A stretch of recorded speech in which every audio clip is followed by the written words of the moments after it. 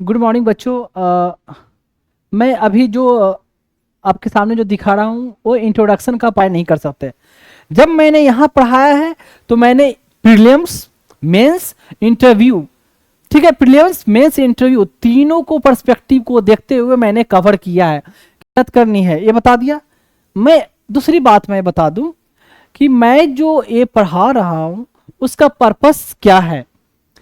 उसका पर्पस मेरा क्या है कि बेसिकली ये पढ़ाना एक तो बच्चों को मतलब जो गरीब बच्चे भी है वो भी समझ सके, एक तो ये ठीक। दूसरी बात इसको इसको पढ़ाने का मेरा एक और पर्पस क्या है कि मुझे एक तरह से मैं बता दूं कि फंड रेज करना। उन बच्चों के लिए मैं फंड रेज करना चाहता हूं जो बच्चे ऑर्फेन या अनाथ है, जिनके कोई नहीं है दुनिया में, माँ बाप कोई नहीं है, ठीक है। तो उन बच्चों के लिए मैं फंड रेज कर रहा हूँ। और डेट्स मैं पर्सनली बता दूं कि मेरा ये जो ड्रीम है, गोल है, लक्ष्य है, वाट एवर बोले आपको, कि इंडिया के हर स्टेट से मिनिमम मैं एक बच्चे को मैं अडॉप्ट करूं, मिनिमम एक, हर इंडिया के हर एक स्टेट से। तो उसे उन बच्चों को नर्चर करने के लिए, नरिश करने के लिए, परवरिश करने के लिए मुझे सफिशिएंट अमाउंट की जरूरत है। तो उसके लिए एक तो ये पढ़ा रहा हूं ताकि मैं फंड रेज कर सकूं उन बच्चों के लिए, ठीक है। वो आपको दिख जाएगा। आप जो भी पेमेंट करो, आप एज ए फी पेमेंट करो, भले आपकी मन है या ना माने, नहीं मन है तो मत करो, ये आपकी विश है, ठीक है। लेकिन मैं आपको बता दूं, आप जो भी पेमेंट करें तो मुझे एज ए गुरु मानकर भले ना करे, या फी मानकर ना करे, या करें आपको, या फिर भी ना करे तो ये मान कर करे कि आप एहसान कर रहे हो मुझ पर। आप मान सकते हो, मुझे कोई प्रॉब्लम नहीं है। मीन्स आप ये मान सकते हो कि आपने पेमेंट कर कर विकास कुमार पर एहसान किया। पर मैं आपसे ये रिक्वेस्ट करूंगा तो उन बच्चों पर ये मानकर आप मत पेमेंट करना कि उन बच्चों पर एहसान कर रहे हो। क्यों मैं आपसे ये बोल रहा हूँ? क्योंकि मैं जो काम कर रहा हूँ ना, मैं खुद मैं एक्सेप्ट ये नहीं करता हूँ कि मैं जो कर रहा हूँ उन बच्चों पर एहसान कर रहा हूँ, बिल्कुल नहीं। हमें ईश्वर ने दिया, खुदा ने, भगवान ने, जीसस ने, वाहेगुरु ने हमें इतनी ब्रेन दी, तो इसलिए मैं ये कर पा रहा हूं। अगर वो नहीं दे पाते तो मैं नहीं कर पाता, ठीक है। तो जो भी दिया हुआ उनका है, इसलिए मैं कर पा रहा हूं। तो इसलिए और वो बच्चे बेचारे ऑलरेडी बहुत एहसान में जब रह चुके हैं। एक बच्चे को बिना माँ बाप का पलना बड़ा होना कितना डिफिकल्ट होता है, खुद सोच कर देखो। जब एक बच्चे की माँ चली जाए या एक दो दिन के लिए तो कितना बच्चा रोता है, तो उन बच्चों की हालत क्या रही होगी। तो इसलिए आप मुझ पर एहसान मान सकते हो, मानना कोई प्रॉब्लम नहीं है। I will accept that. आपने मुझे जो भी दिया, फी दिया, इवन 1 रुपया भी आप देते हो मुझे, तो मैं मानूंगा को आपने एहसान किया। पर ये मत मानना कि आपने बच्चों पर एहसान किया, क्योंकि वो बच्चे ऑलरेडी एहसान में दबे हुए हैं। एक चीज और, जो भी आप पेमेंट करेंगे वो मैं बाद में दिखाऊंगा। तो उसमें मैं आपसे गुजारिश करूंगा कि आप अपना नाम मेंशन कर देंगे और अपना प्लेस जहां से आप बिलोंग करते हो, and your number if your wish, अगर आपकी विश है तो अपना नंबर उसमें भी मैसेज के साथ डाल सकते हो। नहीं डालना चाहते तो एटलीस्ट नाम एंड प्लेस जहां से आप बिलोंग करते हो, ठीक है। तो ये मेरा पर्पस मैंने बताया, और पर्पस, दोनों पर्पस सारे लोगों के बेनिफिट के लिए। एक चीज और, जो मैंने पढ़ाया है तो सिर्फ ऑफिसर बनने के हिसाब से नहीं पढ़ाया, सिर्फ इसमें मैंने बीच बीच में हर चीज, मैंने लाइफ के हर पर्सपेक्टिव को कवर किया है। कि सिर्फ अफसर बनना नहीं, एक अच्छा इंसान बनना मैंने अपने बच्चों को सिखाया, जो आप लोगों को मैं सिखाया है इस अपने क्लास के जरिए। अब देखें टाइप्स ऑफ मेजोरिटी, किस टाइप का मेजोरिटी होता है। ये जो चार्ट जो दिया हुआ है ना, मैं थोड़ा और छोटा कर दूं, देखो।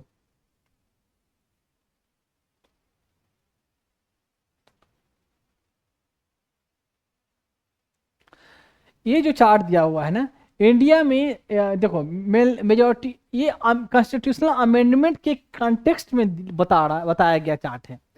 मैं आपको बता दूं, जितना आप देख रहे हो ना, देखो टाइप्स ऑफ मेजोरिटी, एक तो है majority for amendment and other types of majority. तो इंडिया में कॉन्स्टिट्यूशन को अमेंड करने के लिए सिर्फ ये मेजोरिटी को यहाँ अपने यहाँ फॉलो करते हैं। लेकिन ये वाला जो प्रोसीजर है ना, देखो पहले यहाँ को रीड कर दूं, उसके बाद इधर करूंगा। थोड़ा बड़ा करना पड़ेगा यार।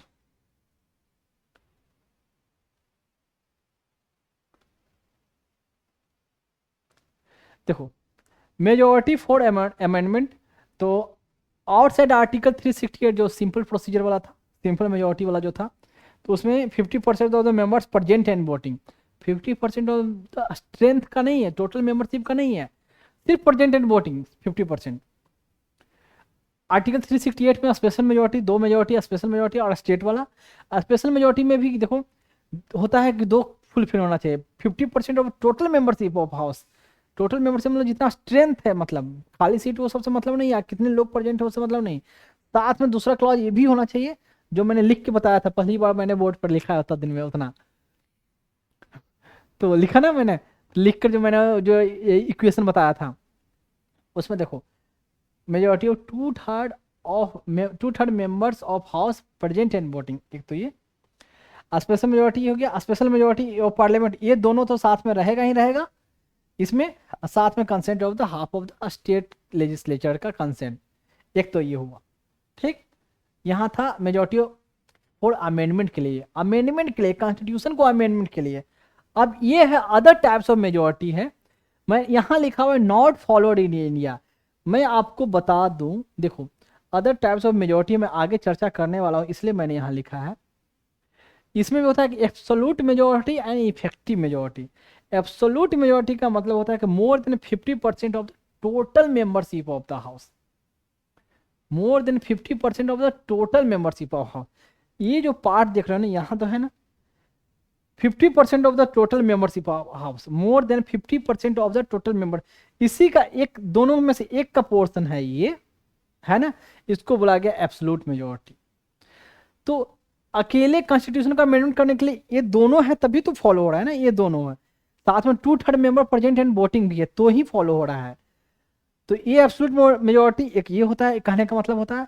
और इफेक्टिव मेजोरिटी क्या होता है, देखो more than 50% of the effective strength of the house, मतलब effective strength of the house का मतलब हुआ 543 मेंबर है, 43 अब्सेंट है, तो 500 बचे, 500 का मोर देन 50% मतलब 250, 251 जो होगा वो होगा इफेक्टिव मेजोरिटी के लिए वोट चाहिए, ये होगा इफेक्टिव मेजोरिटी। मतलब इफेक्टिव मतलब जितना अभी है उसका 50%, और ये होता है टोटल मेंबरशिप मतलब जितना पूरा होना चाहिए, जितना मतलब उसको उसके लिए आप कह सकते हो कि डेजिग्नेट किया गया है, एलोकेट किया गया जिसके लिए उतना सीट, उसका 50% जोड़ो। खाली वाली से मतलब नहीं है, यहाँ खाली को भी कंसिडर, खाली को हटाना है यहाँ। ये इंडिया में फॉलो होता है, पार्लियामेंट में होता है, मैं आगे एग्जांपल बताऊंगा। लेकिन कॉन्स्टिट्यूशन को अमेंड करने के लिए इसमें एब्सोल्यूट मेजोरिटी इफेक्टिव मेजोरिटी वाला बातें नहीं आती है। ये नॉर्मल और भी जो पार्लियामेंट में जो और भी प्रोसीजर हो रहे हैं ना उसके लिए आएगा, ठीक है। और भी वहाँ बिजनेस हो रहे हैं, बिजनेस मतलब व्यापार नहीं, वहाँ कंडक्ट मतलब गतिविधियाँ चल रही है, वहाँ एक्टिविटी चल रही है, ठीक है। तो वो सब चीज़ों के लिए भी आगे आपको ये सब इसका यूज होगा, लेकिन अमेंड करने के लिए इसको अडॉप्ट हम लोगों ने नहीं अपनाया है, यहाँ वाला। ये भी आएगा, मैं बताऊंगा एग्जांपल, पार्लियामेंट में प्रोसीजर है कब किस केस में ये हम इस मेजोरिटी इसको इस वोटिंग सिस्टम मतलब इसको फॉलो करते हैं, एब्सोल्यूट मेजोरिटी और इफेक्टिव मेजोरिटी। समझे, चार्ट देख लिया, अब चलते हैं आगे। कुछ नोट में बातें लिखा है, थोड़ा नोट में देख लिया जाए। देखो कहाँ गया,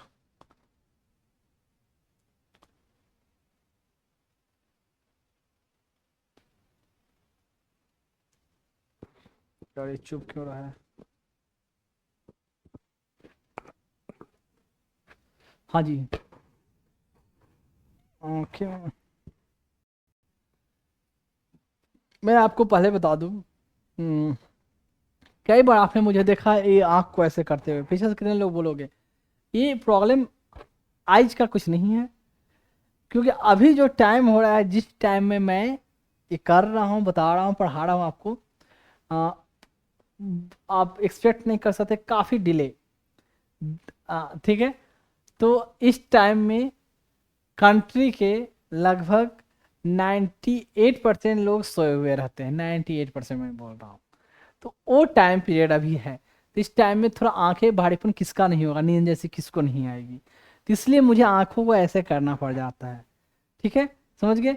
तो ऐसा नहीं कि आंखों में कुछ प्रॉब्लम है, स्पेक्स लगा रहा हूँ तो यार ऑफ कोर्स मायोपिया है। मायोपिया क्या होता है? मेट्रोपिया, मायोपिया, हाइपरमेट्रोपिया, प्रेस बायोपिया, ये सब टर्म यूज होता है। ये मायोपिया में जिसमें पर्सन को हिंदी में होता है, इसका नाम होता है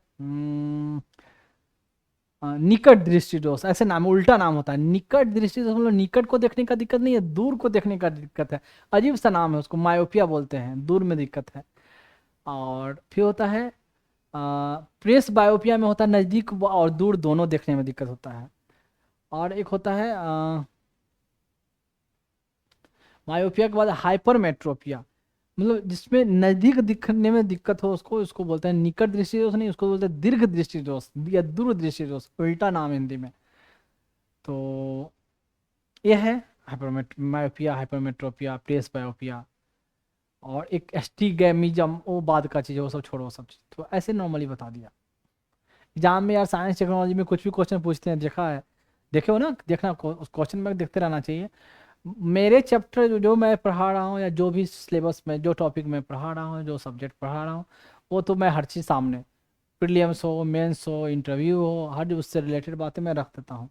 और चैप्टर के लिए मैं बता रहा हूँ, आप देखते रहोगे, देखते रहना चाहिए, ताकि आपको पता रहे कि एग्जाम में क्या जो चीज़ के बारे में हम पढ़ रहे हैं वाकई में हम उस डायरेक्शन में पढ़ रहे हैं या उस लेवल में पढ़ रहे हैं या नहीं। नहीं तो ऐसे ही कहीं कई जगह होता है कि बच्चे ने कोर्स खत्म कर लिया, टीचर ने कोर्स खत्म भी कर लिया, बच्चे खुद से कोर्स खत्म कर गए, जब एग्जाम में जा रहे हैं तो क्वेश्चन ही समझ में नहीं आ रहा ये कहाँ से आ रहा है। लेकिन यहाँ खुद से कोर्स खत्म हो गया, चैप्टर सर खत्म कर, आज तो भाई सर ने 3 चैप्टर खत्म कर दी, आज तो 5 चैप्टर, अच्छा 5 चैप्टर खत्म कर दिया। चैप्टर खत्म करने से थोड़ा ही कुछ होता है। आप चैप्टर आंसर नहीं कर पाए एग्जाम में तो कोई मैटर करता नहीं चैप्टर का। ऐसे तो भाई चैप्टर का हेडिंग 10 चैप्टर का हेडिंग नाम ले लो, कहो कि चैप्टर नहीं खत्म हो गया, ऐसा नहीं होता। ठीक है? तो उसमें मैं कुछ ज़्यादा बोलना नहीं चाहूँगा, खुद आपको इतना सेंस है, खुद समझ सकते हो। और देखो नोट में कुछ पॉइंट रखा है, उससे रिलेटेड है। State legislature can not initiate any bill or proposal for amending the constitution. सही बात है कि कोई इनिशिएट नहीं कर सकता है।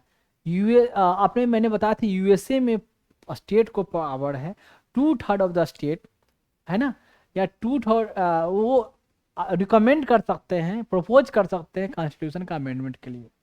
अपने यहाँ state legislature can not initiate any bill for the proposal for amending the constitution except किस केस में, इन वन केस, यहाँ देखो, that is passing a resolution requesting the parliament for the creation or abolition of legislative council in the state। मतलब एक resolution pass कर सकते हैं और सेंटर से रिक्वेस्ट कर सकते हैं, रिजोल्यूशन अपने यहाँ पास किया, वोटिंग करवाया कि मैक्सिमम उन्होंने सपोर्ट किया, लेजिस्लेटिव काउंसिल को खत्म कर दिया जाए या नया हमको लेजिस्लेटिव काउंसिल चाहिए। सेंटर के पास भेजेंगे रिजोल्यूशन, सेंटर चाहे तो उसको एक्सेप्ट करे, चाहे तो एक्सेप्ट ना करे, इसमें भी स्टेट का कोई उतनी पावर नहीं है। तो लेजिस्लेटिव काउंसिल के रिगार्डिंग मैंने बोला था ना कि स्टेट डिफरेंट टाइम पर सेंटर से रिकमेंड करते हैं, सेंटर को सिफारिश करते हैं या उनके पास रेजोल्यूशन भेजते हैं ऐसा कि हमको अब लेजिस्लेटिव काउंसिल की जरूरत नहीं है, खर्च बहुत ज़्यादा हो रहा है, हमारे कोई काम का नहीं है, हम उस पैसे को किसी और में लगाना चाहते हैं। कितने स्टेट कहते हैं कि हमको लेजिस्लेटिव काउंसिल फिर से चाहिए, बहुत सारे नेता हमको चाहिए भाई, बहुत सारे लोगों को खुश करना है। तो ऐसे ऐसे बातें हैं, वो तो ऐसे बोल दिया, तो पहले भी डिस्कस कर चुका हूँ। तो ऐसे हुआ, रिकमेंड करेंगे लेजिस्लेटिव काउंसिल। लेजिस्लेटिव काउंसिल को इस्टेब्लिश करना या क्रिएट करना या एबॉलिश करना सिंपल मेजोरिटी बता चुका हूँ। और यहाँ सेंटर चाहे तो ये रिजोल्यूशन जो भेजे हैं सेंटर के पास एक्सेप्ट करे या ना करे या रखे रहे, कुछ ना डिसीजन ले, लेकिन इसमें कोई बाइंडिंग सेंटर पे नहीं है। But here also parliament can either, मैंने जो बात बोला कि आइदर अप्रूव और डिसअप्रूव कर सकते हैं, कोई एक्शन ले ना करे, डिसअप्रूव करे सच रेजोल्यूशन।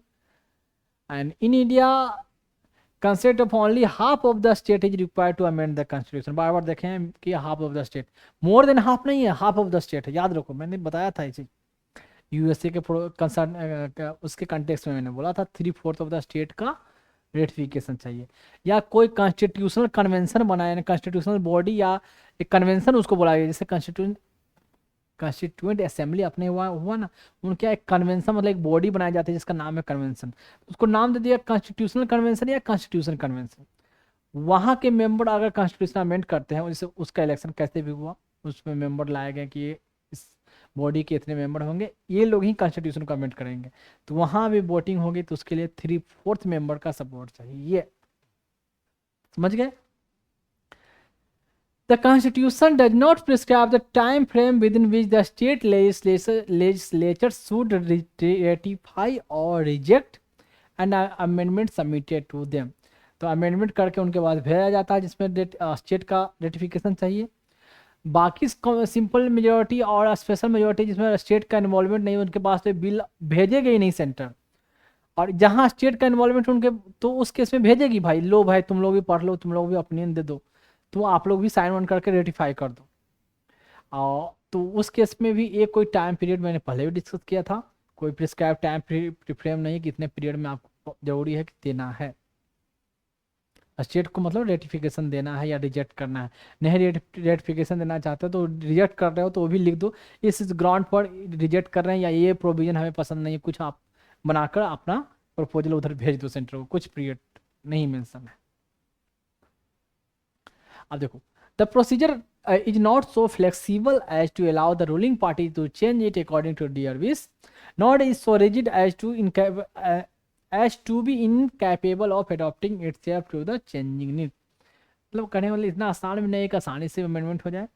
सिंपल मेजोरिटी भी है वो तो आसानी से हो जाएगा, स्पेशल मेजोरिटी में 2/3 ऑफ द मेंबर प्रेजेंट, मतलब उतना सारा मेंबर 2/3 जो मैंने दिखाया था एग्जाम्पल, कितने चले गए थे, आई थिंक कितने 336 टाइप का एग्जाम्पल मेंबर हो गए थे। दिखाया था कि एक में 272 मेंबर चाहिए और 2/3 वाला अगर देख रहे हैं तो 340-45 मेंबर चाहिए, उतना मेंबर का सपोर्ट चाहिए।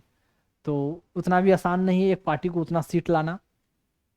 एक पार्टी अगर ऐसे कैसे इस बार था बीजेपी का मैनिफेस्टो, अगली बार 400 बार, 400 कहाँ सीट आ पाई थी, आ पाती है। और 400 जो सीटें हैं शायद इंदिरा गांधी के गवर्नमेंट में ही किसी पार्टी को आगे आई थी, उसके बाद कभी नहीं आया किसी को इतना सीट है। सॉरी, इंदिरा गांधी नहीं, राजीव गांधी को गवर्नमेंट में बहुत सारी सीटें हैं। हाँ, इंदिरा गांधी और राजीव गांधी को गवर्नमेंट में सिंपैथी वोट भी मिला राजीव गांधी को उनके मदर को डेथ करने के बाद, तो काफ़ी सीटें मिली। उतनी सीटें फिर कभी किसी पार्टी को नहीं मिली। और जो सीटें कांग्रेस को उस समय मिली उसके बाद दिन पर दिन सीटें उसकी कम ही होते गई, कम होते होते होते गया। तो थोड़ा बढ़ा तो 2004 में गवर्नमेंट भी बना कांग्रेस का, और 2009 में थोड़ा सा और बढ़ा, 2014 में तो कितना कम गया। और 2000 जो अभी देखते हो 19 में जो इलेक्शन हुआ तो मतलब ऐसे ही आगे पीछे रहा। और 24 वाले जो इलेक्शन हो तो थोड़ी सी रेंज की हल्की सी, तो ऐसा बात है। तो नॉट सो क्या बोला गया कि फ्लेक्सिबल भी इतना आसान नहीं है और रिजिड भी नहीं है, तो स्टेट का भी रेटिफिकेशन चाहिए। तो मिला जुला कर दोनों है, इतना आसान भी नहीं इतना इजी नहीं। ऐसे यूएसए ब्रिटेन में सिंपल मेजोरिटी आराम से पास कर दिया, काम खत्म। यूनाइटेड स्टेट में उतना वहाँ पे 3/4 मेंबर का सपोर्ट, स्टेट का रेटिफिकेशन चाहिए। और मेजोरिटी में भी 3/4 मेजोरिटी, 2/3 अपने यहाँ मेजोरिटी है ना, and more than half of the strength of the member, वो उनके यहाँ 2/3 मेंबर चाहिए उनका सपोर्ट, 3/4 मेंबर। तो और ज़्यादा डिफिकल्ट, सबको खुश करना, सबको मनाना, सबको एक प्लेटफॉर्म लाना। और इंडिया में इतनी सारी पॉलिटिकल पार्टी है, उतना डिफिकल्ट रख दिया जाए सबको खुश करना और सबकी बातों को मानना, क्योंकि सब लोग अपने हिसाब से डिमांड करेंगे, सब लोग अपना भलाई चाहेंगे अपने स्टेट का या अपने पार्टी का। तो हर को खुश रखना पॉलिटिक्स में जाकर पॉसिबल नहीं है, क्योंकि हर किसी को बेनिफिट हो रहा है तो उसके कारण किसी और को लॉस होगा। मतलब बिजनेसमैन को काफ़ी बेनिफिट होगा तो जो वर्कर हैं उनको कम प्रॉफिट होगा, उसको लॉस होगा। ये तो स्वाभाविक सी बात है। और इनको आप सोचो कि वर्कर का, नीचे वाले फार्मर का इनका ज़्यादा ग्रोथ हो, इनका ज़्यादा डेवलपमेंट हो तो बिजनेसमैन को कम प्रॉफिट होगा। ये तो होना ही होना है, ऐसे चलना है। और कोई बहुत ज़्यादा बढ़ जा रहा है, बहुत ज़्यादा, तो कहीं ना कहीं किसी और का हिस्सा उसके पास जा रहा है, भी बात जान लो तभी। नहीं तो इतना जल्दी नहीं बढ़ेंगे सब लोग, धीरे धीरे धीरे जो प्रोसेस है। लेकिन ये बहुत ज़्यादा एक जा रहा है, इसका मतलब किसी न किसी का बिजनेस को डायरेक्ट कोई और जो बिजनेस कर रहे थे सारा इसके पास पहुंच गया। ऑब्वियस सी बात है, नाम लेने की जरूरत नहीं है। कोई देख रहे हो अचानक इतने कम समय में नंबर 1 बिजनेस बन गया, सेकंड नंबर के बिजनेसमैन बन गए, इसका मतलब और अदर बिजनेस में जिनका जिनका अदर के इन्वॉल्वमेंट था सबके बिजनेस बैठ गई। सबका जो है, कोई स्टील में है, कोई सीमेंट में है, तो कोई रोड कंस्ट्रक्शन में है, कोई कह सकते हो कि ईस्ट स्टेट में है तो कोई कपड़े वाला में है, वो कोई रेलवे लाइन वाला में है, तो कोई शिपिंग वाले में है, तो कोई का सू का है, जो भी हो, ये सारे चीज किसी एक के पास जा रहे हैं हर का टेंडर में या प्रोडक्शन करने में, वो सब का गया और इसका चला गया। अब ऐसे ही है। ई कॉमर्स काफ़ी अगर बढ़ रही है, काफ़ी बढ़ रही है ई कॉमर्स कंपनी, जैसे अमेजन हो गया, फ्लिपकार्ट हो गया, तो इससे कहीं ना कहीं क्या दुकान वालों का लॉस हो रहा है, तभी तो इनके पास और ज़्यादा कस्टमर सब लोग इससे डील कर रहे थे, अब दुकान में यानी कम लोग जा रहे हैं। यानी ये हाँ फ्लिपकार्ट अमेजन काफ़ी ग्रोथ होगा, ब्लिंकिट ग्रोथ होगा, लेकिन जो छोटे छोटे दुकान बेचने वाले हैं उनका लॉस होगा, धीरे धीरे वो बंद होंगे। वो बेचारे क्या करेंगे, सेल्समैन की तरह इनके यहाँ काम करेंगे इन्हीं बड़े बड़े कंपनियों में, और उनकी अपनी जो अपनी आइडेंटिटी, अपनी दुकान, अपना इंडिपेंडेंस जो भी रहेगा वो खत्म होगा। ऐसे ही है। तो कोई वो बहुत ज़्यादा जा रहा था, किसी और का ही लेकर बहुत जल्दी जा रहा है, ऐसा है।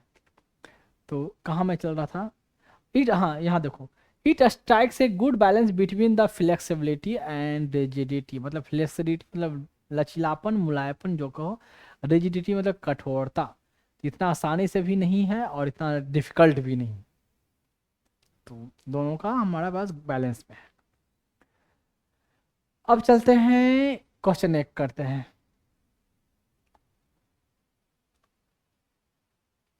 एक क्वेश्चन पूछा गया 2021 का, रिसेंट का ही क्वेश्चन है, तो 3 साल पहले का है। देखो क्वेश्चन है, be adopted parliamentary democracy based on the British model. British model के हिसाब से हमने पार्लियामेंट्री डेमोक्रेसी स्टेब्लिश किया है, ठीक है। But how does our model differ from this model. Parliamentary model and presidential model, हम पार्लियामेंट्री सिस्टम अडॉप्ट किए हुए हैं। लोकसभा राज्यसभा कॉन्सेप्ट, वही आदमी सब एमपी हैं, लेजिस्लेचर के पार्ट हैं, उसमें से कुछ आदमी निकल के बने हैं काउंसिल ऑफ मिनिस्टर, मंत्री जी बने हैं, और जो मेजॉरिटी पार्टी है वो सरकार बनाती है, उसके ही एक आदमी प्राइम मिनिस्टर बनते हैं। प्रेसिडेंट भी हमारे पास बनते हैं, नॉमिनल हेड है, रियल एग्जीक्यूटिव पावर जो है मतलब प्राइम मिनिस्टर का पार्ट है। और काउंसिल ऑफ मिनिस्टर मतलब कलेक्टिव रिस्पॉन्सिबिलिटी होती है लोक पार्लियामेंट के लिए। अगर इनमें काउंसिल ऑफ मिनिस्टर कोई खराब काम किए, अगर ये जाएंगे तो साथ में पूरा लोकसभा के सारे सरकार ही जाएगी। नो कॉन्फिडेंस मोशन ला के इसको हटाया जा सकता है। ऐसे ऐसे पार्लियामेंट्री डेमोक्रेसी का फीचर है। प्रेसिडेंशियल यूएसए वाला पहले बता चुका हूँ, उनके मंत्री हैं वो वहाँ के एमपी नहीं होते हैं, लोग वहाँ के जो उनके यहाँ लोकसभा राज्यसभा जो भी है, हाउस ऑफ कॉमन सीनेट ऐसे है वहाँ, उसके मेंबर नहीं होते हैं, ठीक। तो अब देखो मैं पहले भी बता चुका हूँ कि ब्रिटिश पार्लियामेंट का जो पावर है, बहुत ज़्यादा पावर है ब्रिटिश पार्लियामेंट को। वो कोई भी कानून बना सकती है, कोई भी कानून को चेंज कर सकती है। उसके यहाँ जुडिशियल रिव्यू, जुडिशरी को उतना पावर नहीं है जितना पार्लियामेंट को। अपने यहाँ पार्लियामेंट का जो सिस्टम है, पार्लियामेंट कोई भी कानून बनाएगा तो उसको सुप्रीम कोर्ट इंटरफेयर कर सकती है या हाई कोर्ट कि ये कॉन्स्टिट्यूशनल कॉन्स्टिट्यूशनलिटी पर क्वेश्चन कर सकती है कि संवैधानिक नहीं है, ये अनकॉन्स्टिट्यूशनल है, उसको नल एंड वाइड कर सकते। लेकिन पार्लियामेंट के लॉ, ब्रिटेन के बनाए हुए पार्लियामेंट के लॉ को सैक्रोसैंक्ट है, क्या बोलते हैं, पत्थर की लकीर है, उसको नहीं बदला जाएगा।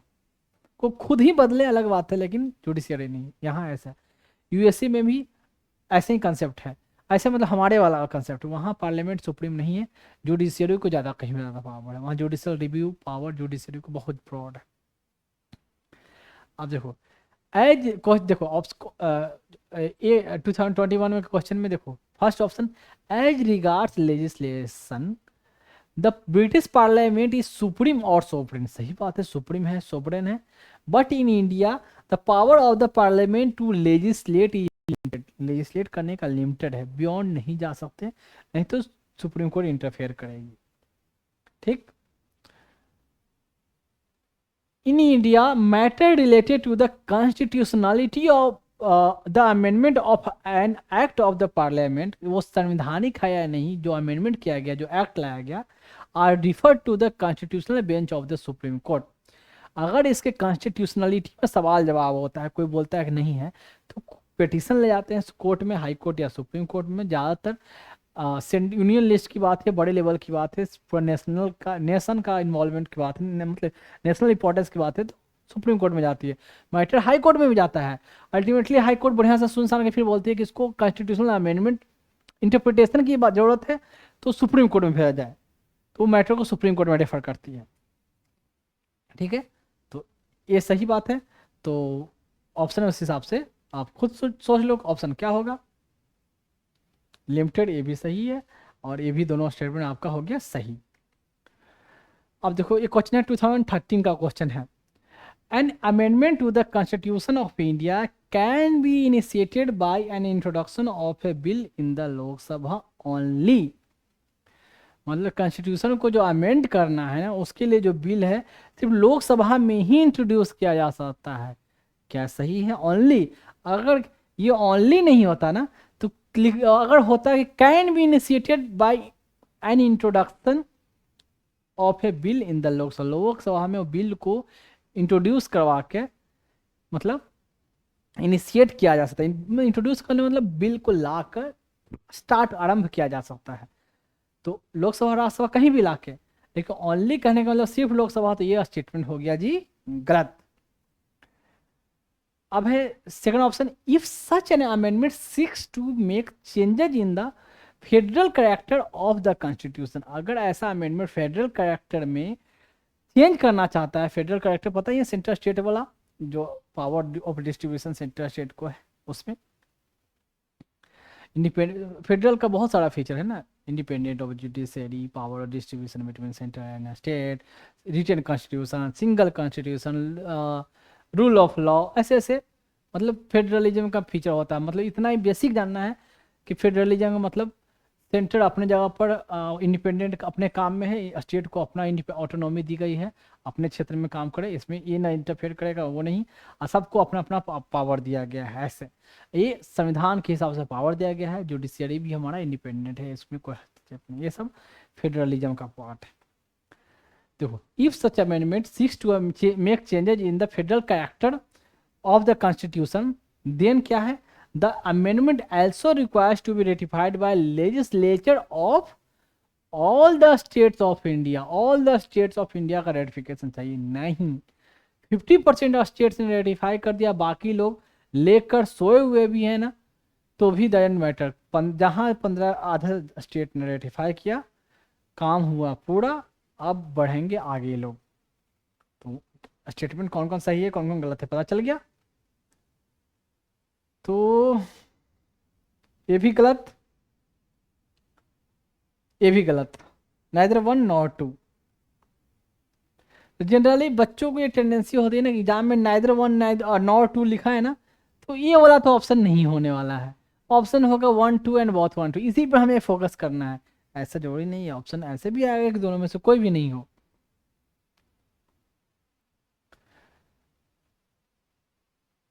अब चला जाए नोट में। अब ये नोट कहीं है लंबा चौड़ा शुरू होगा, मैं पहले बता दूं, जो मैंने बताया था ना कि ये देखो, types of majority followed in Indian parliament. Indian parliament में किस टाइप की मेजोरिटी फॉलो की जाती है, एक कॉन्स्टिट्यूशनल अमेंडमेंट के पर्सपेक्टिव से नहीं है, उसके कंटेक्स्ट में नहीं बोला गया है।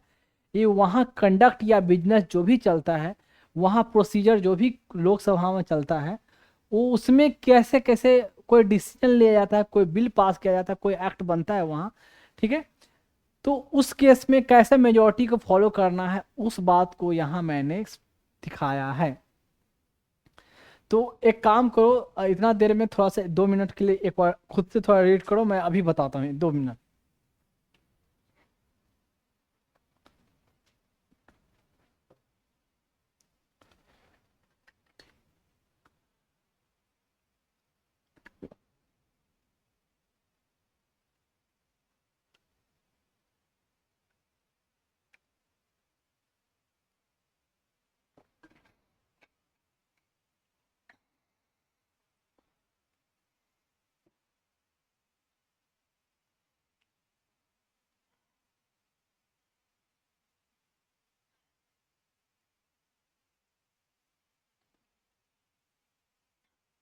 हो गया? अब देखें, types of majority followed in Indian parliament. तो फर्स्ट है सिंपल मेजोरिटी। तो सिंपल मेजोरिटी में पहले चलते हैं। Refers to the majority of more than 50% of the, वही 50% of the member present and voting on a specific day. तो जितने मेंबर प्रेजेंट हैं वोट दे रहे हैं उसका 50 मोर देन 50%। सिंपल मेजोरिटी जो पार्लियामेंट के लिए जो था, सॉरी अमेंडमेंट के लिए जो था, कॉन्स्टिट्यूशनल अमेंडमेंट के लिए उसका कितना था सिंपल मेजोरिटी, उसमें भी था। Somehow this is same same ही है, लेकिन यहाँ मैं क्या क्या जो एग्जाम्पल दूंगा देखेंगे। ठीक, देखें इसमें है,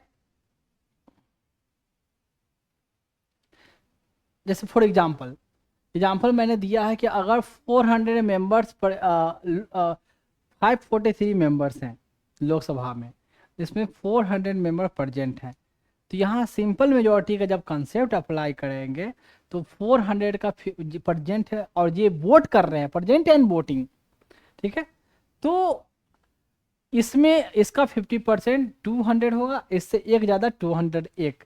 अगर 201 लोगों ने इसको अगर वोट किया, सपोर्ट किया, तो इसके लिए सिंपल मेजोरिटी माना जाएगा। कहाँ सिंपल मेजोरिटी, इस प्रपोजल के लिए सिंपल मेजोरिटी मिल गई लोकसभा में। अब आगे देखते हैं। इस सिंपल मेजोरिटी का कहा गया है कि also known as functional majority और वर्किंग मेजोरिटी और ऑर्डिनरी समान साधारण मेजोरिटी है। ठीक है, मेजोरिटी को हिंदी में बहुमूलता शायद बोला जाता है, हाँ। और फंक्शनल मेजोरिटी फंक्शन करने के लिए कहलाया। Working day to day working में ज़्यादातर इस मेजोरिटी को, सिंपल मेजोरिटी को ज़्यादा यूज किया गया है। इसमें बहुत सारे एग्जाम्पल आपको मिलेंगे।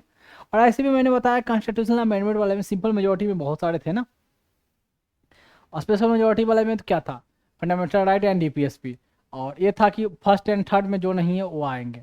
और स्पेशल मेजोरिटी जो स्टेट का इन्वॉल्वमेंट है उसमें भी 7-8 ही कुछ थे एग्जाम्पल। और सिंपल मेजोरिटी में देखा बहुत सारे एग्जाम्पल थे। अब आगे देखते हैं।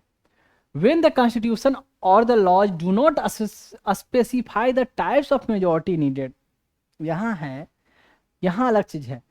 कॉन्स्टिट्यूशन और कोई कानून कुछ भी स्पेसिफाई नहीं करता है कि कौन सा मेजोरिटी चाहिए, then simple majority is considered for voting in the parliament.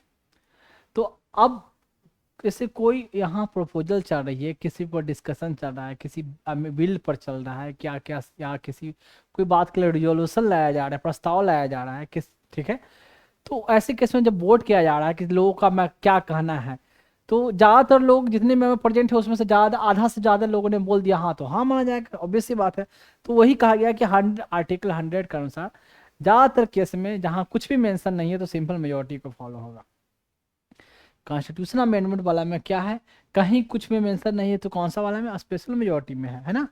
जो ना 1 में आ रहा है, ना 2 में ना 3 में आ रहा है, वो आएगा 2 में। जैसे fundamental right, DPSP and third में क्या पॉइंट था, नाइदर इन सिंपल 1 में, नाइदर सी में, मतलब ए में हो ना इधर सी में हो तो ए इसमें आएगा, ऐसा था ना, पहले एग्जाम्पल दिया था ना मैंने। ये है। अब इसमें एग्जाम्पल दूंगा तो ज़्यादा क्लियर होगा। देखो, रिक्वायर्ड इन फॉलोइंग केसेस, ऐसे केसेस में चाहिए to pass ordinary bill, money bill and financial bill.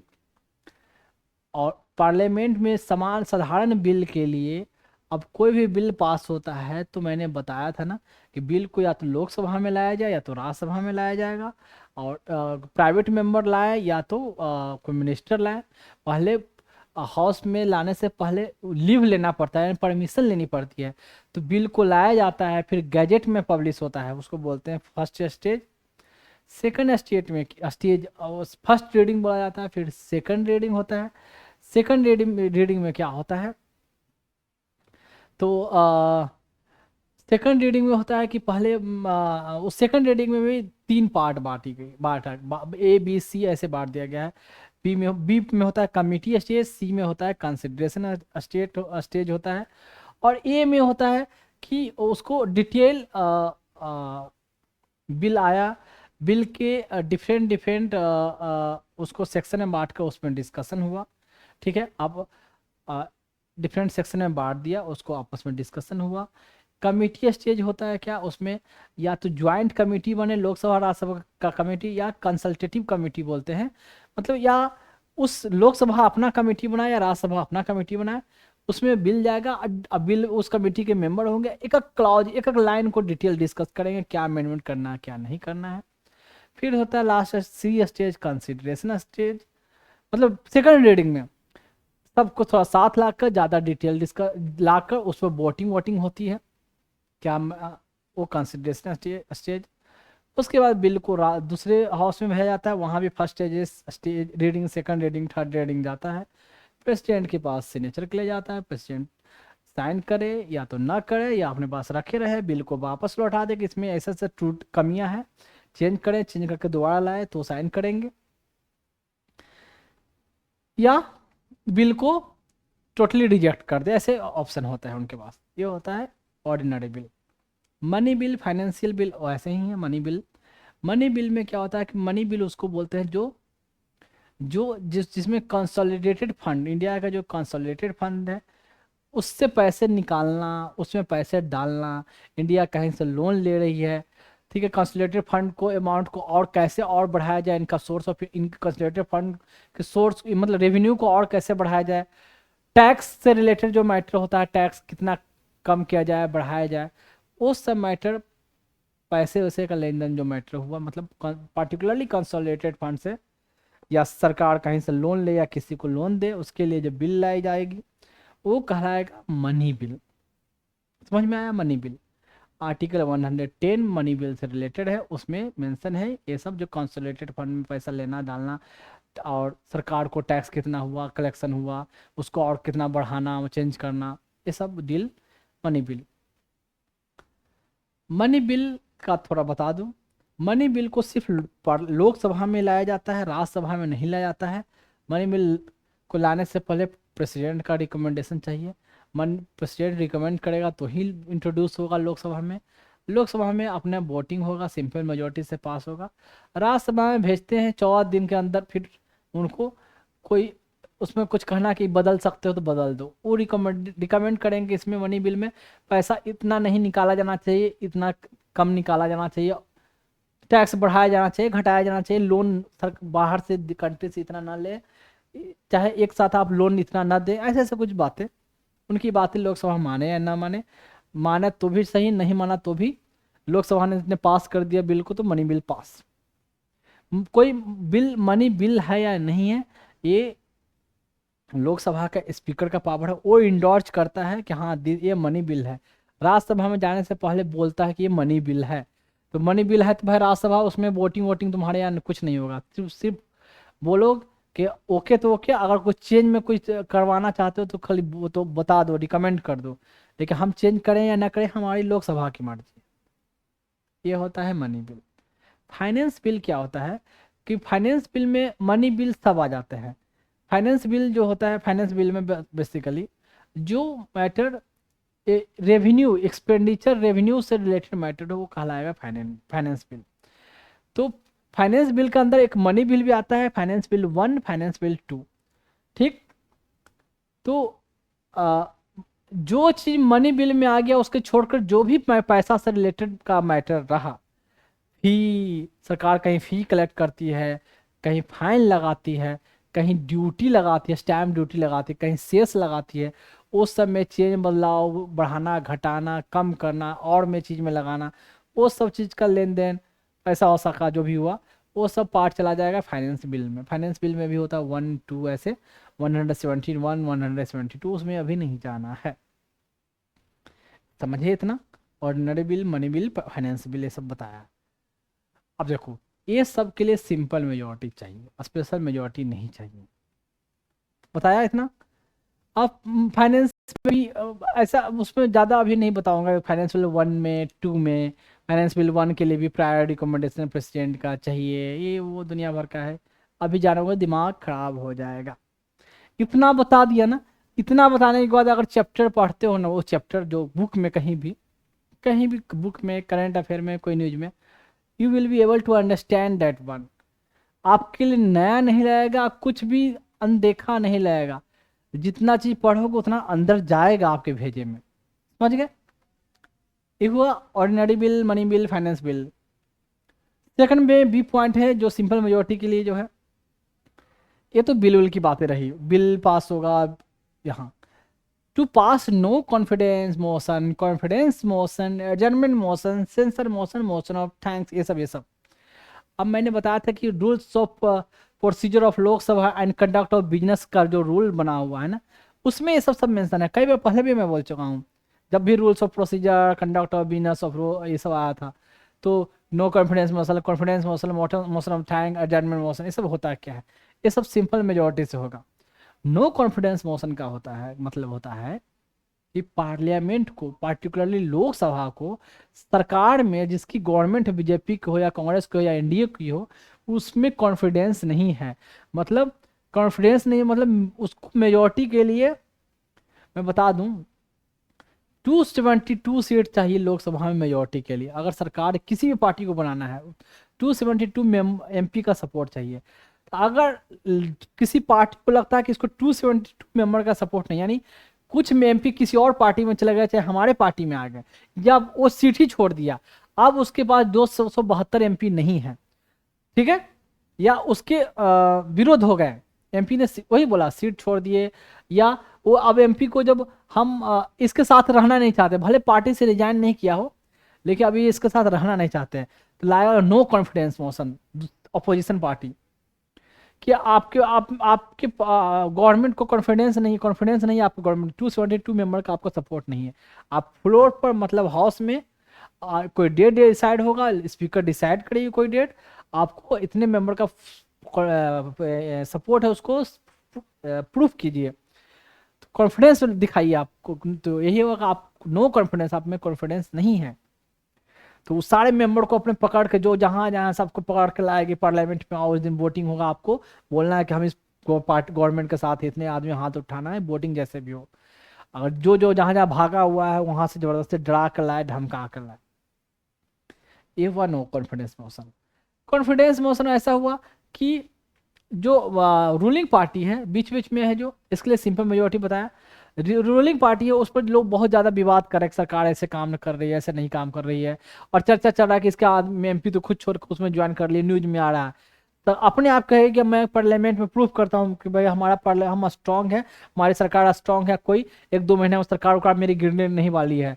तो कॉन्फिडेंस मोशन लाएंगे और वहां पर अपना 272 मेंबर का कॉन्फिडेंस खुद लाकर प्रूफ करेंगे कि हाँ इतने मेंबर हमारे पास है, इससे ज़्यादा मेंबर सपोर्ट में है। एडजर्नमेंट मोशन हाउस सेशन में चल रहा है, अब कोई देश में कहीं दंगा के मैटर, कोई बड़ा मैटर चल रहा है, ठीक है, हंगामा मचा हुआ है कहीं, जैसे कि देख रहे हो ना मणिपुर में ऐसे चल रहा है, कहीं हिंदू मुस्लिम का बहुत मैटर चल रहा है, बहुत सारे दंगे में लोग मारे गए, या आप कह सकते हो कि भगदड़ मच गई, या कुंभ मेला में अरेंजमेंट सही नहीं था, उसमें इतने सारे लोग मर गए, या कहीं अर्थक्वेक आया उसको सिग्निफिकेंट रिलीफ नहीं मिला। तो ऐसे कैसे कुछ मैटर को, मुद्दे को, या कहीं हमारे देश के लोग बहुत कोई कंट्री में वार चल रही वहाँ फंसे हुए हैं, तो ऐसे इंपॉर्टेंट मैटर को लाना है, अगर कि इसके मैटर को हमारा डिस्कस करना चाहते हैं, पार्लियामेंट में इसको क्वेश्चन करना चाहते हैं, सरकार से पूछना चाहते हैं कि मंत्री से उनके क्या आप एक्शन ले रहे हैं, क्या चल रहा है, तो एडजर्नमेंट मोशन लाया जाता है कि हमको एडजर्न कीजिए, हाउस जो चल रहा है उसको रोक दीजिए कुछ देर के लिए सेशन को। जो नॉर्मल बिल उल की बातें चल रही है, जो सरकार तो बिल एक्ट स्कीम लाते रहेगी, वो सब चलते रहेगा डिस्कशन, 2 घंटा 2.5 घंटा टाइम इसके लिए डेजिग्नेट किया जाएगा। इस टाइम में और मैटर डिस्कस ना होगा, सिर्फ ये मैटर, ये जो मैटर अपोजिशन वाले लाए हैं इस पर क्वेश्चन करेंगे और उधर वाले को आंसर करना होगा, तो एडजर्नमेंट मोशन लाया जाता है। सेंसर मोशन होता है, सेंसर मतलब निंदा करना, एक मोशन सेंसर सब सिंपल मेजोरिटी होगा, सेंसर मोशन लाकर क्या किया जाता है कि सरकार की निंदा की जाती है, कोई मंत्री है कोई अटपटांग शब्द बोला या अटपटांग हरकत किया, उसने कोई बिल लाया या कोई एक्ट लाया या कोई ऑर्डर पास किया, या कोई कह सकते हो कि कोई एक्शन कहीं लिया, कुछ ऐसा जो लोगों के खिलाफ हो, या कॉन्स्टिट्यूशन के अगेंस्ट हो, या नियम के विरुद्ध हो, ठीक है, तो उसके लिए उसको निंदा करना है, तो नो कॉन्फिडेंस, इसको सेंसर मोशन ला के उसको वोटिंग करेंगे, सब लोग, मैक्सिमम लोगों ने वोट किया सेंसर मोशन, मतलब सब लोग उसको लताड़ रहे हैं, जितने स्ट्रेंथ है ना, मतलब जितने मेंबर प्रेजेंट हैं वोटिंग में उसके आधे से अधिक लोग उसको छी छी कर रहे हैं, मतलब से निंदा कर रहे हैं, तो या तो सरकार के against लाया जाए, सरकार मतलब काउंसिल ऑफ मिनिस्टर को, या पार्टिकुलर मिनिस्टर के खिलाफ भी ये सेंसर मोशन लाया जाता है, निंदा करने वाली बात। फिर मोशन ऑफ थैंक्स क्या होता है, क्या कि जब पार्लियामेंट का जब सेशन हर ईयर में, नया साल में जब शुरू होता है पहली बार, तो प्रेसिडेंट हाउस को एड्रेस करती है। उसमें प्रेसिडेंट क्या है ना, कि प्रेसिडेंट को लिख लाख कर दे दिया जाता है जिसकी पार्टी गवर्नमेंट की, ये सब चीज़ें बोलना है कि या हमारी गवर्नमेंट मतलब जो सरकार है, पिछले साल में ये काम किए हैं, ये हमारी उपलब्धि रही है, अगले साल में हम ऐसे काम करने वाले हैं। तो बेचारे प्रेसिडेंट को मन है चाहे ना मन है, वो लिख कर जो दिया गया उनको वहां बोलना है, सब लोग ताली मार के चले जाएंगे। अब मोशन ऑफ थैंक्स पर वोटिंग होगी, तो इसमें भी है जो मोशन ऑफ थैंक्स पर कम से कम 50% मेंबर का वोटिंग होना चाहिए। मतलब कहने का मतलब, सरकार जिसकी उसके मेंबर तो मोर देन 50% है ही ना, मतलब स्ट्रेंथ का 50% है। और यहाँ तो है कि मोर देन 50% प्रेजेंट इन वोटिंग, तो उससे तो कहीं कम ही में 272 से कहीं कम मेंबर रहेंगे, क्योंकि एक समय में 543 मेंबर प्रेजेंट नहीं रहेंगे वोट करने के लिए। तो अगर उससे भी कम वोट मिल रहा है तो इसका मतलब क्या है, क्या आपके अपने लोग ही कम हैं, अपने लोग ही सपोर्ट नहीं कर रहे हैं। तो ऐसे केस में ये जो तो होता है कि आप ही के लोग आप ही के पॉलिसी को, क्या आपने किया पिछले बार और क्या करना चाहते हैं, उसी को सपोर्ट नहीं कर रहे हैं, तो अपने आप में निंदा की बात हो गई ना। तो ऐसा कहा गया कि अगर नो कॉन्फिडेंस मोशन आता है, अगर पास हो गया, यानी सरकार में सपोर्ट नहीं है, तो सरकार को रिजाइन करना होगा। सेंसर मोशन में रिजाइन नहीं करना है। मोशन ऑफ थैंक्स भी अगर नहीं पास हो पाया, तो इसका मतलब क्या है कि कहीं ना कहीं आपके ही लोग आपके साथ नहीं है। अब कहोगे कि हो सकता है कि जिस दिन मोशन ऑफ थैंक्स होना हो उसमें अपने ही लोग इनके कम रहे और अपोजिशन वाले ही जितने हैं सब आ गए, ऐसा थोड़ी होता हो, तो डे डेजिग्नेट होगा पहले, स्पेसिफिक डे। तो ये क्या, जिसकी जो पार्टी गवर्नमेंट हो, क्या सबको पकड़ के नहीं लाएगी आज अब वोटिंग होने वाला है ऐसे इंपॉर्टेंट मैटर पर, लाएगी ही लाएंगे। तो मोस्ट ऑफ थैंक्स को भी बोला जाता है कि ये भी माना जाता है, चीज भी कहा जाता है कि ऐसे केस में सरकार को, गवर्नमेंट को रिजाइन करना पड़ता है।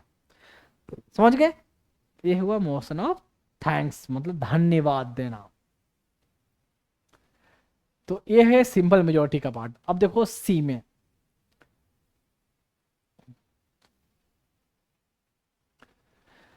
For the remove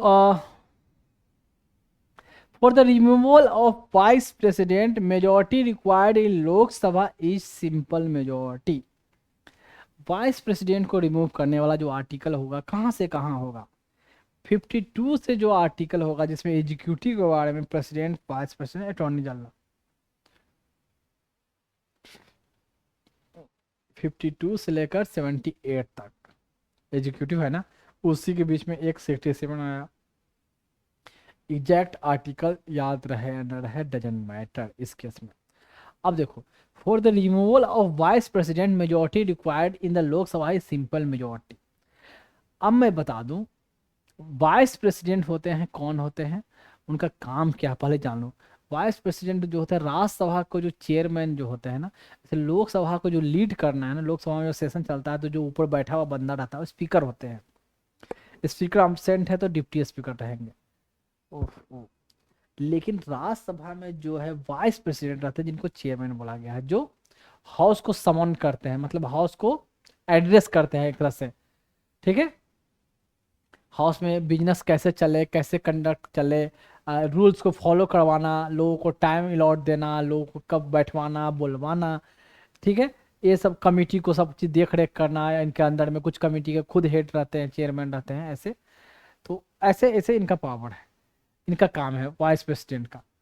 vice president का जो चुनाव होता है ना, उसमें लोकसभा और राज्यसभा ही पार्टिसिपेट करते हैं, ठीक है ना। सिर्फ लोकसभा के मेंबर और राज्यसभा के मेंबर ही पार्टिसिपेट करते हैं, इसमें एमएलए पार्टिसिपेट नहीं करते हैं। इनको हटाने का जो प्रोसीजर है ना, वो राज्यसभा में ही लाया जाता है पहले, लोकसभा में चूंकि राज्यसभा के ही है ना वो चेयरमैन, वाइस प्रेसिडेंट जो है उसको ही काम देख रेख कर रहे हैं, लोकसभा में नहीं कर रहे हैं। तो इनको हटाने का जो प्रपोजल है ना, राज्यसभा में ही लाया जाता है, राज्यसभा में पास किया जाता है, लेकिन लोकसभा में जब भेजा जाता है तो वहां ये कहा जाता है कि वहां सिर्फ सिंपल मेजोरिटी चाहिए लोकसभा में, लेकिन राज्यसभा में चाहिए स्पेशल मेजोरिटी नहीं चाहिए, इफेक्टिव मेजोरिटी एक आएगा बाद में, ठीक है, मैं बाद में बताऊंगा इसके लिए राज्यसभा के केस में। वाइस प्रेसिडेंट को लोकसभा के लिए सिर्फ सिंपल मेजोरिटी, लेकिन याद रखो पहले जो हटाने का जब बात चर्चा होगा, डिस्कशन होगा, लाया जाएगा प्रपोजल, तो वो राज्यसभा में लाया जाएगा और लोकसभा में भेजा जाएगा प्रपोजल, सिर्फ आप हाँ या ना बोले। लेकिन लोकसभा को ये पावर नहीं कि वहाँ इनिशिएट करे प्रपोजल इसको चेयरमैन को हटाने के लिए। चेयरमैन को हटाने का कोई ग्राउंड नहीं है, लेकिन ग्राउंड यही कोई कॉन्स्टिट्यूशन में ग्राउंड नहीं मेंशन है, लेकिन क्या मेंशन कहेगा, कॉन्स्टिट्यूशनल प्रोविजन को फॉलो नहीं कर रहे हैं, या इनकैपेबल है, या आप कैसे अभी चल रहा था कि जो वाइस प्रेसिडेंट है जगदीप धनखड़, उनके अगेंस्ट में नो कॉन्फिडेंस मोशन लाएंगे, उनको इम्पीच करेंगे या हटाएंगे, क्योंकि ये डेमोक्रेटिक नहीं है। एक पार्टी को सपोर्ट करते हैं, दूसरे पार्टी वालों को बोलने नहीं देते हैं, अपॉर्चुनिटी नहीं देते हैं, माइक ऑफ कर देते हैं, ज़बरदस्ती उसको है सस्पेंड कर देते हैं, क्या बोलते हैं, राज्यसभा से उसको निकाल देते हैं, बाहर निकलो इतने दिन के लिए उसको सस्पेंड कर देते हैं। तो ये इनका जो बिहेवियर है ये डेमोक्रेटिकली या एक बस कह सकते हो कि निष्पक्ष रहने वाले चेयरमैन का नहीं है।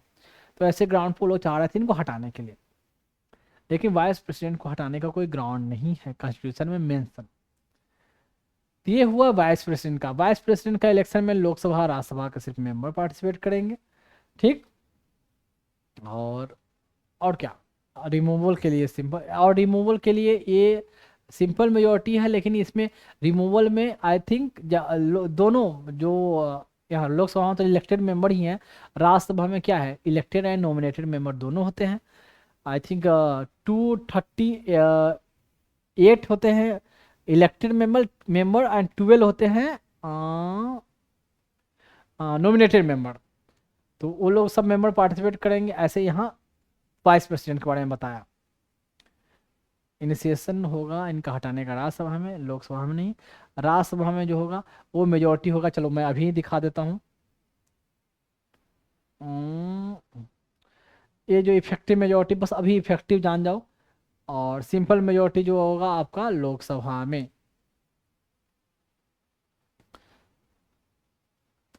अब क्या इसमें बचा कुछ, देखो अब अगला पॉइंट है approval of the proclamation of financial emergency. तो अगर फाइनेंशियल इमरजेंसी को अप्रूव करना है ना, ठीक है, तो प्रोक्लेम कर दिया, उद्घोषणा कर दी, प्रेसिडेंट ने फाइनेंशियल इमरजेंसी डिक्लेयर कर दिया, ठीक है। तो प्रेसिडेंट को council of minister headed by prime minister ने इंस्ट्रक्ट किया, एडवाइस किया कि आप फाइनेंशियल इमरजेंसी डिक्लेयर करें। पहले डिक्लेयर हो गया, लेकिन ये फाइनेंशियल इमरजेंसी एक कंटिन्यू रहना है या नहीं रहना है, तो इसका अप्रूवल चाहिए पार्लियामेंट से। पार्लियामेंट से अप्रूवल चाहिए, यानी लोकसभा राज्यसभा से चाहिए। तो approval of the proclamation of financial emergency जो चाहिए सिंपल मेजोरिटी चाहिए, simple majority. Lok Sabha and Rajya Sabha दोनों का सिंपल मेजोरिटी चाहिए।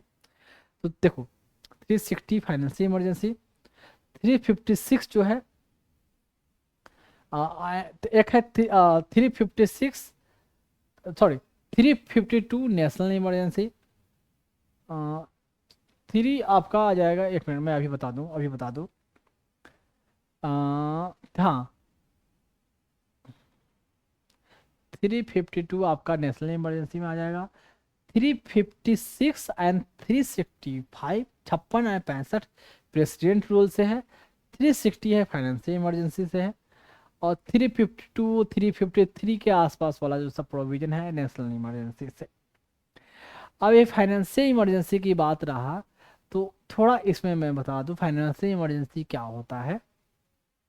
देखो अगर अब तक इंडिया में कभी फाइनेंशियल इमरजेंसी नहीं आया है। 1991 में इकोनॉमी काफ़ी ख़राब हो गई, डाउन हो गई, कंडीशन ज़्यादा ख़राब हो गए, हम काफ़ी कर्ज में उसमें डूब गए, हमारे पास फॉरेन करेंसी का रिजर्व कम रहा, हमारे जीडीपी का ग्रोथ बहुत कम हो गया उस समय। फिर भी हमारे पास फाइनेंशियल इमरजेंसी नहीं लगा। फाइनेंशियल इमरजेंसी मतलब होता है कि वित्तीय संकट काल, ठीक है। तो कहीं ना कहीं उसमें संकट का दौरा समय चल रहा है, हमारा फाइनेंशियल स्टेबिलिटी डमाडोल चल रहा है, हमारे पास सफिशिएंट पैसे नहीं है, सफिशिएंट रिजर्व नहीं है, हमारा प्रोडक्शन सही नहीं चल रहा है, तो ऐसे केस में फाइनेंशियल इमरजेंसी लगाया जाता है। फाइनेंशियल इमरजेंसी लगाने का पर्पस होता है कि हम खर्च कम करें, ठीक है, सैलरी में जो भी खर्च कर रहे हैं, ठीक है, उसमें खर्च कम करें। स्टेट ऐसे फिजूल खर्ची कर रहा है, उस पर सेंटर कंट्रोल करे, उस पैसे को कैसे खर्च करना है, कहाँ खर्च करना है, आप सब सेंटर का कंट्रोल होगा, स्टेट का नहीं होगा। ये होता ये इसलिए फाइनेंशियल इमरजेंसी लाया जाता है। सारे जो गवर्नमेंट एम्प्लॉय को आप सैलरी दे रहे हैं उसको कम करें, मनी बिल ये सब जो भी पास हो रहा है सब स्टेट में टैक्स वैक्स से रिलेटेड से मैटर, कितना पैसा कहाँ से लेना है, कहाँ देना है, कितना टैक्स लगाना है, कहाँ पर नहीं लगाना है, अब सेंटर डिसाइड करे कैसे इकोनॉमी को सही किया जाए, कैसे पैसा रेवेन्यू पैसा जनरेट किया जाए, कैसे जनरेट किया जाए, मतलब इनकम जनरेट किया जाए। तो उस केस में फाइनेंशियल इमरजेंसी लगाया जाता है। अब देखो, अब फाइनेंशियल इमरजेंसी कहते हैं कि अगर प्रोक्लेम कर दिया गया तो 2 महीने के अंदर होता है क्या, 2 महीना, नेशनल इमरजेंसी के लिए 1 मंथ का टाइम है, 1 मंथ के अंदर दोनों को अप्रूव करना है, लोकसभा और राज्यसभा को। यहाँ के केस में क्या है ना, फाइनेंशियल इमरजेंसी में 2 मंथ के अंदर लोकसभा राज्यसभा दोनों को है जो अप्रूव करना है। अगर राज्यसभा ने अप्रूव कर दिया और लोकसभा नहीं सेशन में है, लोकसभा अगर 2 महीने के बाद बैठती है तीसरा महीना में, लेकिन जब भी बैठा सेशन शुरू हुआ, तो लोकसभा जब सेशन शुरू हुआ तो उसके 1 महीना के अंदर ही आपको दे देना है, क्योंकि 2 महीने वाला टाइम ऑलरेडी खत्म हो गया आपका, तो उसको अप्रूव करना है कि हाँ कंटिन्यू किया जाए कि नहीं। ये होता है फाइनेंशियल इमरजेंसी को अप्रूव करने का। अब जब कभी खत्म करना हो तो उसके लिए प्रेसिडेंट नॉर्मल प्रोक्लेम कर दे और उसी समय फाइनेंशियल इमरजेंसी खत्म हो जाएगी। उसके लिए लोकसभा को फिर से अपना अप्रूवल देने की जरूरत नहीं है, या लोकसभा में कोई रिजोल्यूशन लाने की जरूरत नहीं है। समझ गए, ये कहलाता है फाइनेंशियल इमरजेंसी। अब कुछ बचा, approval of the imposition of president rule. तो 356 365 दो आर्टिकल है प्रेसिडेंट रूल से। प्रेसिडेंट रूल लगता क्या है और होता क्या है, देखो प्रेसिडेंट रूल का मतलब क्या होता है, क्या पहले तो जानो 356 में होता है क्या कि अगर कोई किसी स्टेट में लॉ एंड ऑर्डर का सिचुएशन खड़ा हुआ, ठीक है, कॉन्स्टिट्यूशन का अनुसार सरकार नहीं चल रही है, संविधान के अनुसार सरकार नहीं, संविधान क्या अनुसार मतलब संविधान कहता है सोशियो इकोनॉमिक वेलफेयर की बात करता है, सेकुलरिज्म की बात करता है, इक्वलिटी की बात करता है ना, रिलीजियस फ्रीडम की बात करता है सबको, उसके प्रोविजन को फॉलो नहीं हो रहा है, कोई अपने मनमाना तरीके से सरकार चला रही है, ऑथोरिटेरियन गुण तानाशाह होते गया, लोग उससे परेशान हैं, ऐसे केस में वहां क्या होगा, प्रेसिडेंट रूल लगाया जाएगा। लॉ एंड ऑर्डर का सिचुएशन खराब है, कानूनी व्यवस्था पूरा, यहाँ लोग मर रहे हैं, यहाँ है आर्थिक मतलब ऐसे कंडीशन खराब चल रहे, लोगों का जीवन एकदम परेशान हो गया, प्रेसिडेंट रूल लगाएगा। 356 365 क्या कहता है कि सेंटर ने कोई डायरेक्शन दिया स्टेट को कि आपको ऐसे फॉलो करना है, और वो सेंटर का डायरेक्शन को कुछ भी फॉलो ना करे, उसके अगेंस्ट जाए, तो ऐसा नहीं कि कोई नॉर्मल बातें में भी कोई मेजर में जिसमें लार्ज मासेस इन्वॉल्व है, उसको भलाई के लिए सेंटर डायरेक्शन दे रही है, स्टेट सुन नहीं रही है, स्टेट खाली अपना मनमाना चला रही है, या अपना कोई वोट बैंक देख रही है कि किस पार्टिकुलर सेक्शन अफेक्ट होगा उसके वजह से, तो वो काम नहीं कर रही है, तो ऐसे केस में सेंटर के लिए मजबूरी हो जाएगी कि वो सेंटर के डायरेक्शन को फॉलो नहीं कर रही है, तो उसको वहां प्रेसिडेंट रूल इम्पोज किया जाए। प्रेसिडेंट रूल कहीं अगर आता है तो या तो वहां के असेंबली को या तो डिजॉल्व खत्म कर दिया जाता है, भंग कर दिया जाता है, या तो सिर्फ सस्पेंड कर दिया जाता है। मतलब जैसे कि प्रेसिडेंट रूल जनरली क्यों लाया जाता है, कहीं कोई सरकार कोई बना नहीं पाए, ठीक है, मेजोरिटी किसी का आ नहीं पाए, हंग असेंबली बोलते हैं, वैसे किसी का मेजोरिटी नहीं आया, तो क्या होगा, अभी इलेक्शन होने में टाइम लगेगा ना, री इलेक्शन में, तब तक कौन सरकार चलाएगी, प्रेसिडेंट गवर्नमेंट रूलर होगी, सेंटर उस पर टोटली कंट्रोल होगा। उस समय असेंबली डिजॉल्व तो हो चुका है पहले से, क्योंकि किसी का मेजोरिटी नहीं है, तो उस समय पूरा कानून उन्होंने बनाना, उसको एग्जीक्यूट करना, ये सेंटर के कंट्रोल में हो जाएगा। तो प्रेसिडेंट के जरिए वो करेगी। अब है प्रेसिडेंट तो वहां से दिल्ली में रह के नहीं, वहां गवर्नर रहेंगे, उनको बोलेगी कि आप वहां एडमिनिस्टर करो, ठीक है। आप वहाँ के जो गवर्नमेंट एम्प्लॉय हैं, सेक्रेटरी हैं, ऑफिसर जो भी हैं, उनकी हेल्प से आप वहाँ एडमिनिस्टर करो।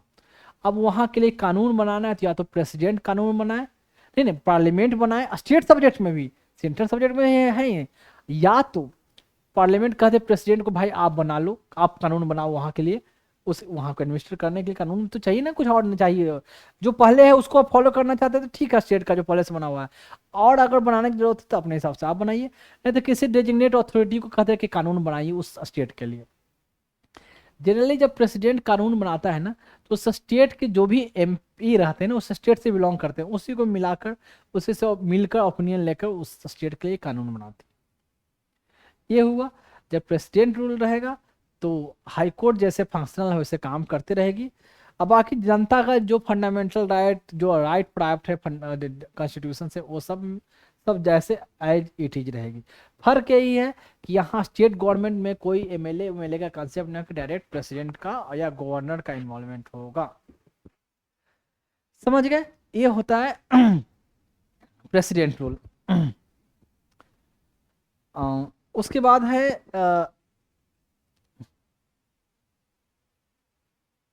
प्रेसिडेंट रूल में और कुछ बताने लायक। अब देखते हो कि हाँ, प्रेसिडेंट रूल में कहा गया है कि एक बार में प्रेसिडेंट रूल अगर आप लगाओगे 6 महीना ही, उसको एक्सटेंड करोगे तो फर्दर 6 मंथ, मैक्सिमम 3 साल तक ही प्रेसिडेंट रूल लगातार लगाया जा सकता है। लेकिन तभी मैक्सिमम 3 साल तक जब आपको सर्टिफाइड इलेक्शन कमीशन से करना कि इलेक्शन क्यों नहीं कंडक्ट करवा सकते हम, ऐसा क्या सिचुएशन है कि इलेक्शन नहीं किया जा सकता, या पूरे कंट्री लेवल पर नेशनल इमरजेंसी लगा हुआ है क्या, तो जब नेशनल इमरजेंसी है तो ही इलेक्शन नहीं कर सकते, तो प्रेसिडेंट रूल या इलेक्शन कमीशन कहेगा कि अभी यहाँ का सिचुएशन बहुत खराब है, यहाँ माओवादी दंगे, अभी इलेक्शन करवाएंगे और प्रेसिडेंट रूल हटाएंगे तो फिर वो सब क्या बोलते हैं, इंटरनल रिवेलियन रिवॉल्ट जो चल रहा है, सब लोग फिर से माओइस्ट लोग फिर एक्टिव हो जाएंगे, मार काट फिर से शुरू हो जाएगी। तो इस केस में हम इलेक्शन कंडक्ट नहीं करवा सकते। ये हुआ आपका प्रेसिडेंट रूल। अब देखो चलते हैं election of speaker, deputy speaker of the Lok Sabha and state legislature. अब देखो पार्लियामेंट कहाँ से चैप्टर शुरू होता है, आर्टिकल से 79 से 122 तक, उसी के बीच में है election of the speaker and deputy speaker. And state legislature कहाँ से शुरू होता है, 100 आपका हो जाएगा 68 से लेकर आपका चलेगा 212 तक, उसी के बीच में आपका आ जाएगा ये स्टेट लेजिस्लेचर। तो अब है स्पीकर एंड डिप्टी स्पीकर का जो इलेक्शन होता है, जो वहाँ जो मेंबर प्रेजेंट एंड वोटिंग है उसका सिंपल मेजोरिटी से होता है। डिप्टी स्पीकर का भी इलेक्शन ऐसे होता है। स्पीकर डिप्टी स्पीकर, ये स्पीकर कब तक रहेंगे, जब तक पार्लियामेंट वो लोकसभा या कह सकते हो स्टेट असेंबली जब तक वो अस्तित्व में है तब तक ये स्पीकर रहेंगे। उससे पहले अपने मन से छोड़ दे तो अलग बात है, लेकिन उस पोस्ट पर तब तक रहेंगे। और यहाँ तक कि गवर्नमेंट मतलब इलेक्शन हो गए उसके बाद जब पहला सेशन जब बैठता है ना लोकसभा का या असेंबली का, तो पहले सेशन तक जो है ना वो स्पीकर उस पोस्ट को छोड़ेंगे नहीं, वो रहते हैं। एक सेशन में आपस में डिसाइड हो गया कि कौन अब स्पीकर चुनेंगे, जो सीनियर मोस्ट है उनको चुन जाता है कि ये स्पीकर होंगे। तो आज को सबको बैठाने उठाने का जिम्मेवारी पुराने वाला ही स्पीकर को रहा, और आज के बाद अगला जो दिन होगा उसके बाद से ये नहीं रहेंगे स्पीकर। हाँ, हाउस ने फिर से डिसाइड कर लिया कि यही स्पीकर रहेंगे तो अलग बात है, लेकिन पहले दिन तक नया जब नया असेंबली या नया लोकसभा का सेशन हुआ तो उस समय पहले दिन तक ही ये रहेंगे। ठीक है, ऐसा नहीं कि पुराना लोकसभा जैसे ही खत्म हुआ डिजॉल्व हुआ तो इनका भी चला गया, क्योंकि अगली बार जब बैठेंगे तो कोई तो ऑर्डर ऑर्डर और साइलेंट साइलेंट साइलेंट करे ना, आप उधर बैठिए उधर बोलिए आप चुप रहिए, कौन करेगा, कोई तो ऊपर चाहिए ना बैठने के लिए, तो वही पर्सन रहेंगे। स्पीकर का काम जनरली क्या होता है, हाउस में डेकोरम मेंटेन करना, मर्यादा मेंटेन करना, शांति मेंटेन करना, एक नियम को फॉलो कराना, जो लोकसभा या राज्यसभा, लोकसभा का जो रूल्स बना हुआ या असेंबली का जो रूल्स बना स्टेट में उस रूल्स के अनुसार से वहाँ प्रोसीजर चले, वहाँ बिजनेस चले, वहाँ जो टाइम स्लॉट दिया हो उसके हिसाब से टाइम स्लॉट में ही सब काम हो, टाइम पर काम हो, क्वेश्चन पूछने का जो टाइम दिया हुआ है, कब एडजर्नमेंट के लिए जब कोई टाइम देना है, स्लॉट देना है, तो स्पीकर का काम है, किसको कितना देर बोलने का टाइम देना है, स्पीकर का काम है, कमेटी बनवाना, उसको देख रेख करना, सब कमेटी बना के इसके मेंबर है कि नहीं, कितने मेंबर प्रेजेंट रहे कि नहीं, ये काम है, स्पीकर का काम है। मनी बिल के बारे में बोला ही था कि मनी बिल है या नहीं है, वो इंडोर्स करता है, समर्थन उस पर साइन नेचर होता है, उसको सर्टिफाई करता है स्पीकर। जब ज्वाइंट सीटिंग होता है लोकसभा राज्यसभा का या स्टेट असेंबली या काउंसिल का, कोई बिल पर जब अटक गया, लोकसभा पास कर दी, राज्यसभा ने पास नहीं किया, फिर राज्यसभा कुछ कह रही है कि ऐसे चेंज करना चाहिए, लेकिन लोकसभा मान नहीं रही है, तो मैंने बताया ना, ऑर्डिनरी बिल के लिए ज्वाइंट सीटिंग होता है, लेकिन कॉन्स्टिट्यूशनल अमेंडमेंट बिल के लिए ज्वाइंट सीटिंग नहीं होता है। जब ज्वाइंट सीटिंग होगा तो उसको हेड कौन करेंगे, स्पीकर करेंगे, ना कि लोक राज्यसभा के जो चेयरमैन है जो उसके हेड करते हैं वो नहीं, स्पीकर ही करेंगे। तो ऐसे से स्पीकर का काम होता है। या डिफरेंट डिफरेंट स्टेट के स्पीकर का जब मीटिंग होगा नेशनल लेवल पर तो उसको हेड करेंगे, सारे स्टेट के असेंबली के स्पीकर आएंगे तो उसको लीड करेंगे, ये लोकसभा के स्पीकर। तो इनका स्पीकर का जो इलेक्शन ऐसे होगा, छोड़ने का प्रोसीजर कभी भी छोड़ दे वो, कोई भी ग्राउंड उनको हटाने का जो ग्राउंड है वो आगे हैगा कि कैसे कौन से प्रोसीजर अपना करके कौन से मेजोरिटी होगी इनको हटाने के लिए, उसके लिए भी अलग मेजोरिटी है, चुनाव के लिए अलग मेजोरिटी, और डिप्टी स्पीकर का भी ऐसे ही, जब स्पीकर जब नहीं रहेंगे तो डिप्टी स्पीकर उस काम को संभालेंगे, छुट्टी पर गए हुए हैं, कहीं घूमने गए हुए हैं, बीमार हैं, तो उसमें डिप्टी स्पीकर वो स्पीकर का काम करेंगे ऐसे। और इसमें और कुछ ज़्यादा बताने की बात नहीं, वो नाम ऑलरेडी पता चल गया होगा तभी आप खोल कर देख रहे हो। तो ये यूट्यूब पर चैनल इस नाम से है, और मेरी जहाँ भी लोगो होगी हमारा तिरंगा वो होगा, फेसबुक पे, ट्विटर पे जिसको एक्स बोलते हैं, या यूट्यूब पे या इंस्टाग्राम वेरीवर, तो इसकी जो आईडी होगी इस नाम से देख सकते हैं, ऐसे इसे सर्च कर सकते हैं। क्या है @Dr.Vikas IAS, ठीक। एंड नेक्स्ट चलते हैं, और जैसे सब लोग बोलते हैं या एज यू विश जैसे फॉलो करो, क्या बोला जाता है, like subscribe and follow, something like that, तो योर विश। अगर अच्छा लगे तो ही करेंगे, अगर बेनिफिट हो रहा है तो ही करेंगे, कोई कंपलसरी कोई दबाव ऐसा नहीं है, ठीक है। खुद अगर लगा कि हाँ हमने समथिंग डिफरेंट अचीव किया, कुछ मुझे अच्छा मिला, देन ओनली, कोई कंपलसरी नहीं है। और जो मैंने कोशिश की है बेस्ट से बेस्ट देने की, मैंने अपने बच्चों के लिए कोशिश की है। और ये इंस्टाग्राम का है, तो इंस्टाग्राम का ये लोगो, जैसे यहाँ यूट्यूब का लोगो था, ये इंस्टाग्राम का लोगो है। और जो हमारी जो आईडी है ये पता नहीं है, थोड़ा आगे पीछे हो गया है, इसमें एक साथ होनी चाहिए था, पता नहीं मैं स्लाइड में करता हूँ तो ये आगे पीछे हो जाता है, मैंने पहले भी बताया है, तो एक साथ में ही होगी, Dr.Vikas_IAS, तो ये रहेगा आपका इंस्टाग्राम पर। हालांकि यूट्यूब इंस्टाग्राम जितने भी हैं सब लिंक किया हुआ है, तो एक से जाकर दूसरी जगह आप जा सकते हो। तो थोड़ा सा इसकी एक जगह कर लेंगे, ये अपन अप डाउन हो गया है, लैपटॉप में तो नॉर्मल दिखता है स्लाइड में, पर इसमें करने के बाद यहाँ ऐसे आ जाता है डिजिटल बोर्ड पे। ये है ट्विटर, जिसको अब एक्स बोलते हैं, पहले ओल्ड ये था ट्विटर एंड अब हो गया है एक्स। तो एक्स में जो हमारी अकाउंट है ऐसे फॉर्मेट जो आपको दिखेगी ऐसे इस तरीके से दिखेगा, और जो आईडी जो होता है @Dr.Vikas_IAS, तो इस नाम से आएगा ऐसे।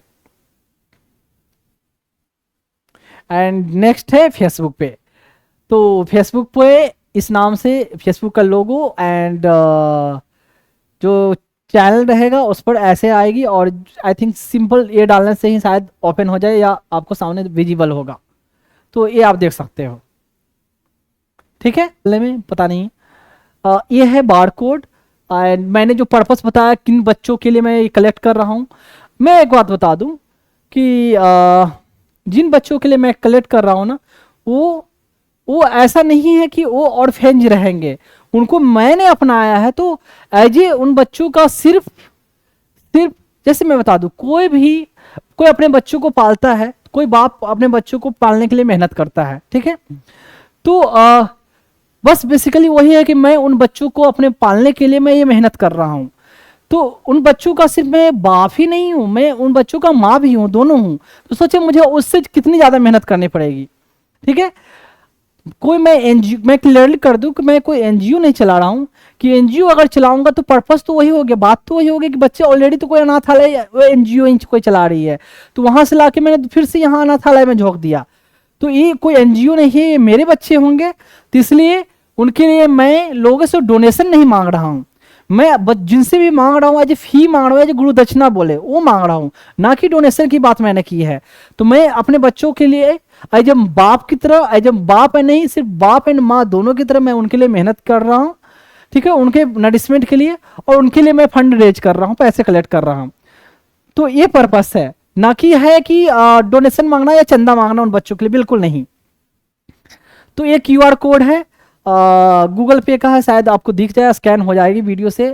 नहीं होती है तो फिर कोई बात नहीं, नीचे यूजर कुछ यूपीआई आईडी मैंने ऐसे मेंशन कर दिया है, ये योर विश, ये है यूपीआई आईडी एंड थोड़ा बड़ा अकाउंट नंबर एंड आईएफएससी